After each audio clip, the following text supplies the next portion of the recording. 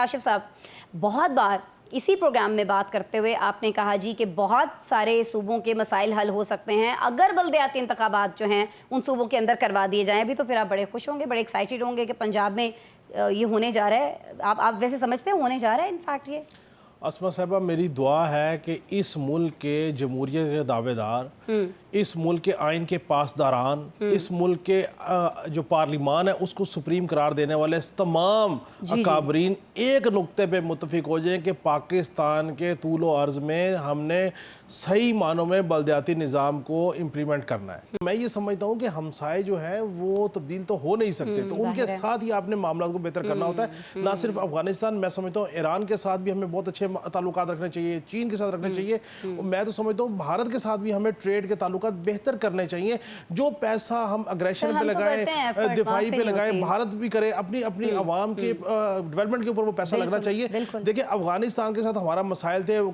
Consolidate evidence جو ہے وہ سامنے آیا کہ وہاں سے انسرجنسیز ہو رہی ہیں، یہاں پہ جو دہشت گردی کے واقعات ہو رہے تھے اس کے اوپر. اب بالخصوص میں سمجھتا ہوں نائب وزیر اعظم وہاں گئے ہوں گے، انہوں نے تمام تر صورتحال کا اعادہ کیا ہوگا، بتایا ہوگا. اس کے بعد ہی افغان حکومت نے اس کو ایڈریس کرنے کا موقع دیا ہے اور بات اس پہ ایگری کیا ہے. اور اس کے علاوہ جو سب سے اچھی چیز ہے، دیکھیں پاکستان اور افغانستان کے درمیان ٹریڈ بہت اچھے طریقے سے ہو سکتی ہے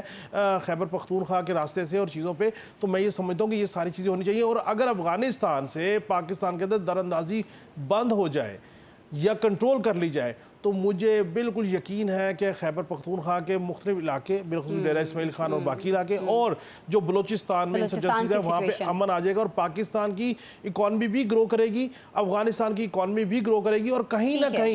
نہ کہیں اس سارے معاملے کے پیچھے مجھے لگتا ہے کہ ہمارے جو دوست ممالک ہیں، چین بالخصوص، ان کا کردار ہوگا. یہ بیسیکلی مولانا فضل الرحمان صاحب نے اتحاد کا حصہ نہ بننے سے جو انکار کیا ہے، یہ کسی ایک کی جیت نہیں ہے، یہ جیت ہے علی امین گنڈا پور صاحب کی اور ہار ہے اسد کیسر صاحب اور ان کے گروپ کی کہ وہ ان کو اکٹھا نہیں کر سکے اور بانی سے یہ مطالبہ نہیں منوا سکے کہ علی امین گنڈا پور صاحب کو ریپلیس کیا جائے. اور علی امین گنڈا پور صاحب کو ریپلیس نہ کرنے کی وجوہات میں کہیں نہ کہیں موجودہ حکومت کی کوئی ہمدردی بھی علی امین گنڈا پور صاحب کے ساتھ موجود ہے. یہ میں بالکل ریکارڈ میں کہہ رہا ہوں.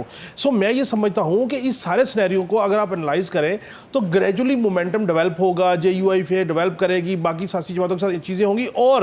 کہیں نہ کہیں مولانا فضل الرحمان صاحب کو یہ ایشورنس